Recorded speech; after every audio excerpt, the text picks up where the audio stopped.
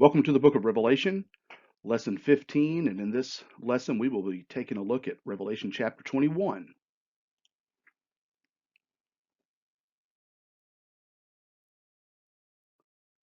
Revelation 21 opens with, "Now I saw a new heaven and a new earth, for the first heaven and the first earth had passed away, also there was no more sea. Then I, John, saw the holy city, New Jerusalem, coming down out of heaven from God, prepared as a bride adorned for her husband." In the closing chapters of Isaiah, God promised that he would create new heavens and a new earth that would endure before him forever, Isaiah chapter 66. Now, kind of following up from the last lesson on the millennium, it's interesting that several Old Testament passages that people commonly associate with the millennium, such as Isaiah chapters 65 and 66, actually speak of new heavens and a new earth, not some 1,000 year interim period. Likewise, Revelation 20 doesn't cite or even allude to the Isaiah passages typically associated with the millennium. And so that's just some more food for thought on that subject. Peter likewise speaks of new heavens and a new earth in 2 Peter 3:10 through 13, where he associates the new heavens and new earth with Christ coming. Peter states, "But the day of the Lord will come as a thief in the night, in which the heavens will pass away with a great noise, and the elements will melt with fervent heat. Both the earth and the works that are in it will be burned up. Therefore, since all these things will be dissolved, what manner of persons ought you to be in holy conduct and godliness, looking for and hastening the coming of the day of God, because of which the heavens will be dissolved, being on fire, and the elements will melt with fervent heat? Nevertheless, we, according to his promise, look for new heavens and a new earth in which righteousness dwells." This matches perfectly with Paul's eschatology in 2 Thessalonians 1 7 through 9, where Paul expounded that when Christ returns, he is coming in flaming fire to take vengeance upon those who know not God and have not obeyed the gospel. And then again in 1 Corinthians 15:23 through 26, where Paul states that the resurrection takes place in its own order. Christ the first fruits, after the words, "those who are Christ at his coming," then comes the end, and the last enemy that will be destroyed is death. Now, Keener further explains the new earth became a familiar topic of Jewish end time discussions, normally occurring after the resurrection of the dead, and he cites First Enoch and Pseudo Philo. Beale also comments the first verse of chapter 21 presumably follows on the heels of 20:11, where it is said that heaven and earth fled away from the presence of God and no place was found for them. Whereas in 20:12 through 15, judgment follows cosmic destruction. In 21 and 1, a new creation follows the prior cosmic dissolution in order to replace the old order. The theme of the new creation dominates chapter 21, though the preceding idea of judgment is not altogether forgotten. Of course, the idea of heaven and earth passing away also appears in Jesus' teaching in the Synoptic Gospels, especially in Matthew 24 and Mark 13. John also says, "And there was no more sea." Now, commentators offer all sorts of explanations for this "no more sea" statement, but I kind of like the explanation I heard years ago by an old oneness preacher who said, "Imagine John being banished to the Isle of Patmos, and every direction he went, he was met by the sea. The sea was basically John's prison walls, so to speak. So maybe John's statement, 'and there was no more sea,' is simply John's exasperation of thankfulness that he would not have to be confined by the borders of the sea any longer." Then John saw the holy city, New Jerusalem, coming down from heaven. And Keener comments the New Jerusalem had become a familiar Jewish expectation. God prepared this city for his people. That this city would descend from heaven is not surprising. Some texts look for a restored and exalted Jerusalem. Others speak of a currently hidden city that will be revealed. The point of its descent from heaven here is that the city comes from God, not by any human abilities.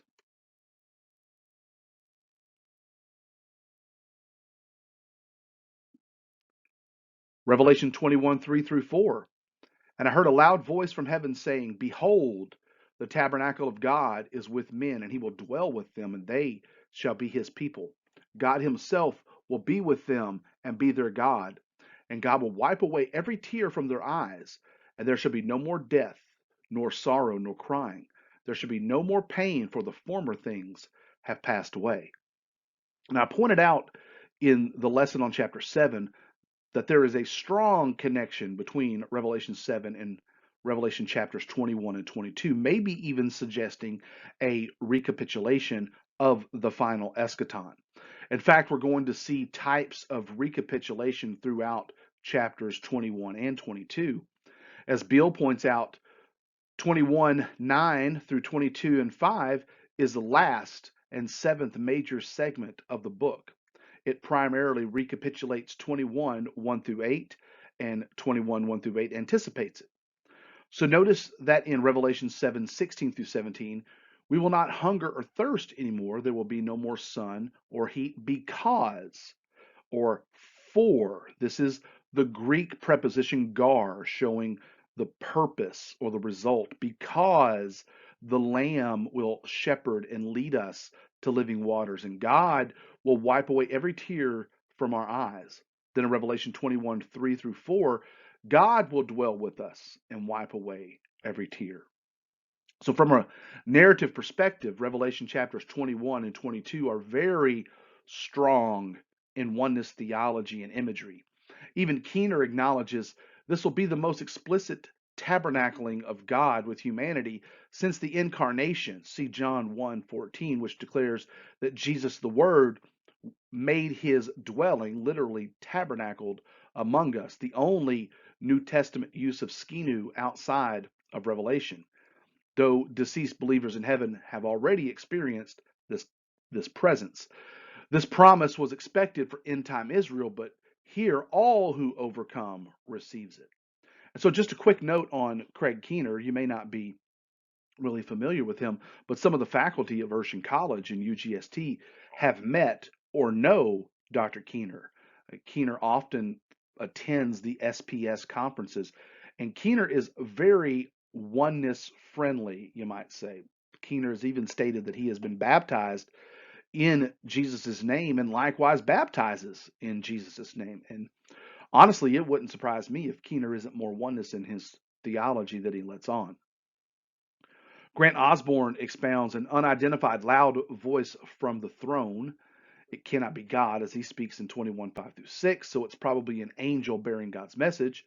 But this loud voice now interprets the significance of the heavenly city for the believers. Again, motifs drawn from the Old Testament predominate. Indeed, the covenant established in Sinai is now fulfilled, as seen in the holiness code of Leviticus 26:11 through 12. I will put my dwelling place among you. I will walk among you and be your God, and you will be my people. This promise was often repeated as a note of comfort for God's beleaguered people.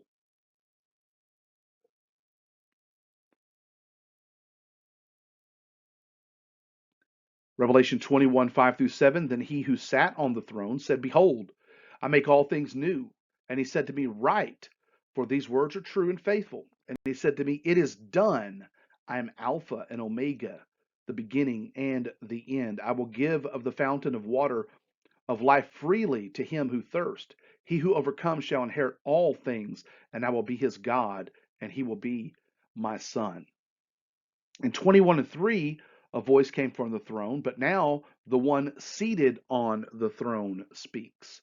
The saying here are what many commentators call Yahweh speech, which we will see even clearer in the next verses. Most commentators connect it is done with the crucifixion language of it is finished, and surely that applies. But Grant Osborne also sees a connection with Revelation 16:17, and I totally agree, although we may vary slightly on exactly what it means. Osborne states, at the pouring out of the seventh bowl, Revelation 16:17, a voice from the throne exclaimed, they are over, pointing forward to this moment when God would finalize the events of the eschaton set in motion at the seventh bowl by repeating the message, they are finished.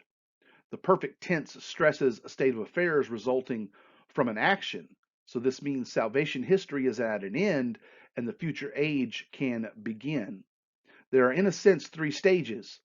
At the cross, Jesus said, "It is finished," John 19:30, meaning God's redemptive plan for his sacrificial death.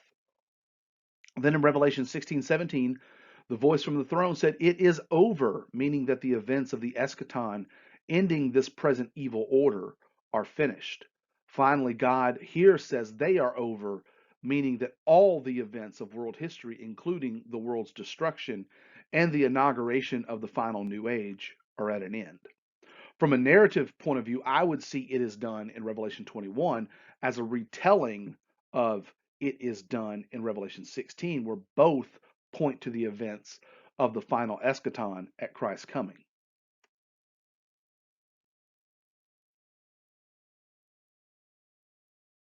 Revelation 21:8, but the cowardly, unbelieving, abominable, murderers, sexual immoral, sorcerers, idolaters, and all liars shall have their part in the lake which burns with fire and brimstone, which is the second death. Keener explains all these promises culminate, however, in a warning. Those who fail to overcome, who prove disobedient, will be damned. Traditional cities kept some groups outside their walls, such as foreigners, traders, and prostitutes. Though these groups could work inside the city, outside the New Jerusalem, however, is hell. Now, I'm certainly not trying to make light of this warning with my quirky illustrations of the cowardly, the abominable, the sorcerers, and all liars. And as you can see, I have liars from both major parties. These will not be counted as citizens of the New Jerusalem. Something very interesting here, Robert Mounts suggests that this list in verse 8 is not talking about unbelievers, but apostate. Mounts states the unbelieving are not the secular pagan world, but believers who have denied their faith under pressure. They are apostates, those who have renounced or have given up their Christian faith. In fact, all 8 classes of people mentioned in the verse may refer to professing believers who have apostatized, although after the second or third class they apply to pagans as well. The lot of all apostates and pagans is to be cast into the fiery lake of burning sulfur. And as Keener points out, this list or something very similar will appear again in 21:27 and 22:15 as all of this apocalyptic narrative draws to a close.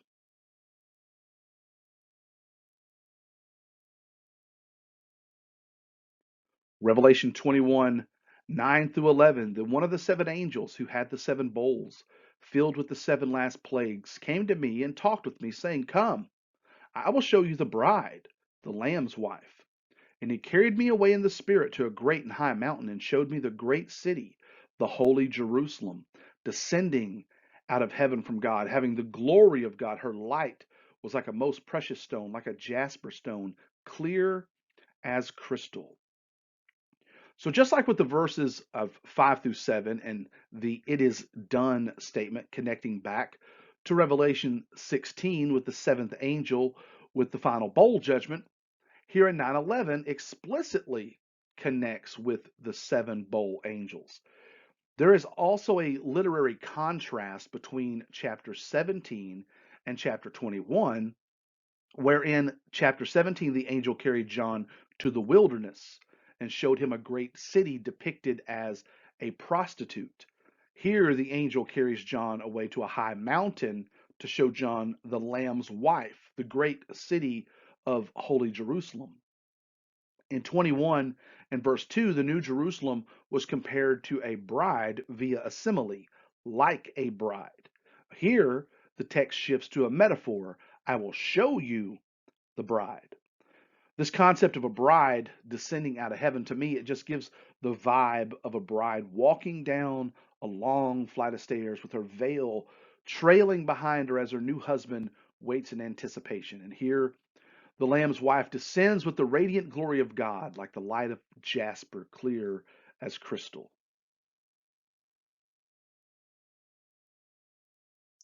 Revelation 21:12 and 13. Also, she had a great and high wall with 12 gates, and 12 angels at the gates, and the names written on them, which are the names of the 12 tribes of the children of Israel. 3 gates on the east, 3 gates on the north, 3 gates on the south, and 3 gates on the west. Grant Osborne comments that in 21:11 through 12, there are 3 consecutive parallels having participles, all modifying the holy city of Jerusalem. In 21:10, having the glory of God, having a great wall, and having foundations. It's interesting that the great high wall is mentioned first, even though it is not described until 21:17 through 18. In the ancient world, walls were essential for protecting a city in a time of siege. But this is not the purpose here, for there is no longer any enemy, though the more general idea of being safe and secure in the city is certainly part of the meaning. The wall is emphasized in 21:18, where we read it is made of jasper, meaning its purpose is not defense, but rather radiating the glory of God. It is a great high wall because of the size of the city, but especially due to the greatness of the glory of God. The 12 gates are distributed 3 on each side of the city. In Ezekiel 48, the 12 gates of the New Jerusalem are named after the 12 tribes of Israel. Through these gates, the tribes go out to their allotted land. And in John's vision, the gates that bear the names of the 12 tribes are entrances for all the people of the earth whose names are written in the Lamb's book of life. That the gates are 12 in number symbolizes abundant entrance. Reference to the 12 tribes emphasizes the continuity of the New Testament church with God's people of the Old Testament times. The 12 tribes here takes us back to the 144,000 from the 12 tribes of Israel. Of course, that listing of the 12 tribes of Israel with the 144,000 is unlike any listing of the 12 tribes anywhere else in the Bible, which gives us the impression of a spiritual Israel, the Israel of God, Galatians 6:16. Craig Keener states some Jewish traditions spoke of 12 gates of heaven. The gates here in Revelation represent the 12 tribes of Israel. John's New Jerusalem resembles some other Jewish visions of the new temple.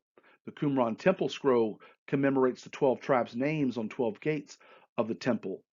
Except that earlier in his book, he incorporated all believers in Jesus into the heritage of the tribes, Revelation chapter 7. Many Roman towns apparently had 3 gates providing entrance on one side, but New Jerusalem provides such access on all sides, implying that it welcomes people from all directions.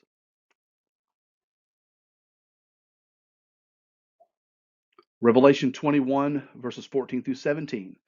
Now the wall of the city had 12 foundations, and on them were the names of the 12 apostles of the Lamb.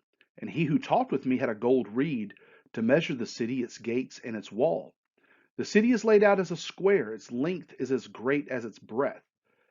And he measured the city with the reed 12,000 furlongs. Its length, breadth, and height are equal. Then he measured its wall 144 cubits, according to the measure of a man, that is, of an angel.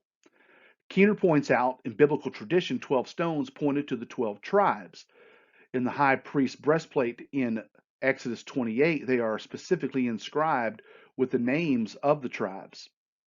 Here, however, the foundation stones refer to the 12 apostles of the Lamb, in keeping with the Christian image of the new temple's true foundation, Ephesians 2, Hebrews 11, 1 Peter 2. Although Jesus is our ultimate foundation, early Christian tradition already emphasized that the church was built on the foundation of apostles and prophets who revealed Jesus' message. Now, I would add to this, however, that Paul's illustration in Ephesians 2 of being built upon the foundation of the apostles and prophets was an illustration of a building or a temple. And here in Revelation 21, we have reference to a city. And the 12 foundations are not the foundations of the city per se, they are the foundations of the wall of the city. So while there is some uh, similarities in the imagery of the foundation, they are not identical.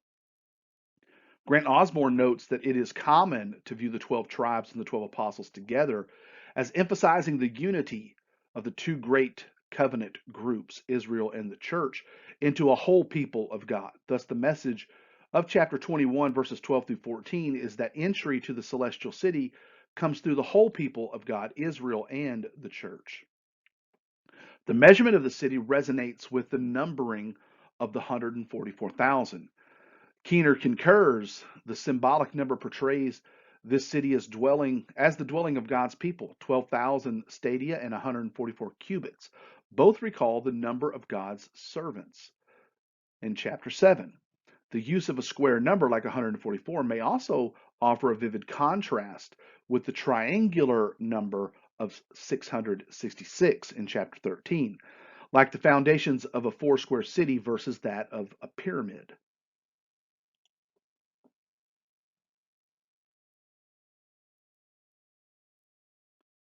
Revelation 21:18 through 21. The construction of its walls was of jasper, and the city was pure gold like clear glass. The foundations of the wall of the city were adorned with all kinds of precious stones. The first foundation was jasper, the second sapphire, the third chalcedony, the fourth emerald, the fifth sardonyx, the sixth sardius, the seventh chrysolite, the eighth beryl, the ninth topaz, the 10th chrysoprase, the 11th jacis, and the 12th amethyst. I am sure that I've botched some of those names up, so if you're into uh, gemology or whatever, correct me in the forum. The 12 gates were 12 pearls. Each individual gate was of one pearl, and the street of the city was pure gold, like transparent glass. Grant Osborne observes gold, precious jewels, and pearls were used in the construction of the city, an echo of Isaiah chapter 54, where God said he would rebuild Jerusalem with stones of turquoise, your foundations with sapphires, your battlements of rubies, your gates of sparkling jewels, and all your walls of precious stones. Isaiah is actually describing the restoration and the transformation of the daughters of Zion from abandonment and fear to fulfillment in joy. This is accomplished when the servant of Yahweh becomes the servants of the restored community, the bride, Zion. The desolate city is transformed into a city decorated with gold and jewels, the bride of Yahweh.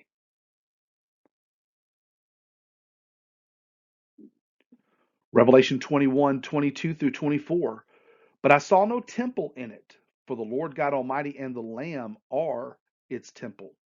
The city had no need of the sun or of the moon to shine in it, for the glory of God illuminated it. The Lamb is its light.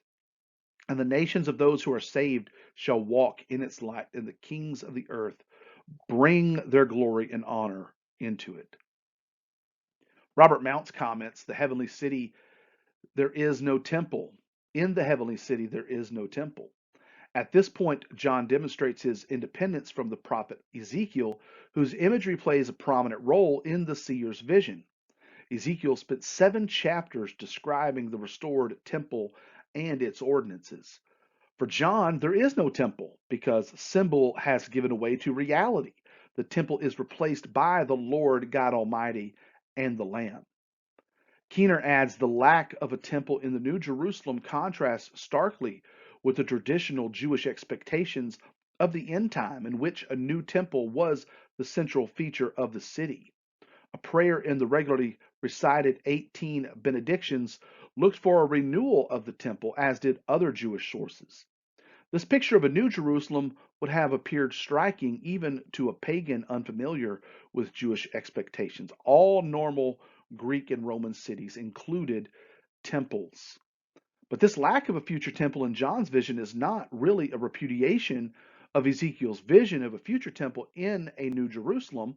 Rather, the new city itself is wholly a temple, the dwelling place of God. God lives among his people and they live in him, a present reality taken to a deeper level in the time to come. And if you have some time somewhere in your studies, I would highly recommend reading Sister Salazar's master's thesis on Jesus is the temple. It's incredible. As mentioned in a previous lesson, we see a connection with Revelation 7 and 21 where there is no more sun, and the emphasis is on the Lamb who dwells with his people. And then this will all be recapitulated again in chapter 22.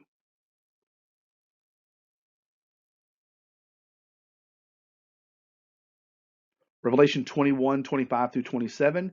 Its gates shall not be shut at all by day. There shall be no night there. and they shall bring the glory and the honor of the nations into it. But there shall by no means enter it anything that defiles or causes an abomination or lie, but only those who are written in the Lamb's book of life. The imagery here alludes to Isaiah 60, paraphrasing Isaiah 60:11. Your gates will always stand open, they will never be shut day or night. The gates of a city were closed at night to keep unwanted visitors out. Yet there is a seemingly an anomaly here, for it says the gates will never be shut. So the thrust is that God is in control and all evil has been destroyed. Therefore, there is no longer any need to keep the nations out. Everybody is welcome. And then John concludes with an abbreviated list from verse 8 of those who cannot enter the city because their names are not in the Lamb's book of life, which is now the sixth reference to this book in Revelation. And look out, there will be one final seventh reference to the book of life in Revelation chapter 22, because Revelation loves the number seven.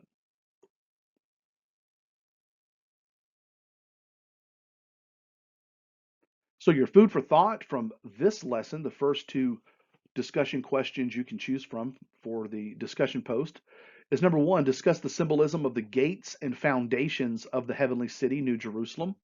Discuss any aspects of Old Testament and New Testament fulfillment in the church. Back your thoughts with Scripture. And then number two, discuss any connections between Revelation chapters 21 and 7. Discuss the concepts of the Lamb being the temple, God wiping away all tears, and what this means to you personally. And as always, I look forward to reading your comments and conversing with you in the forum post. God bless.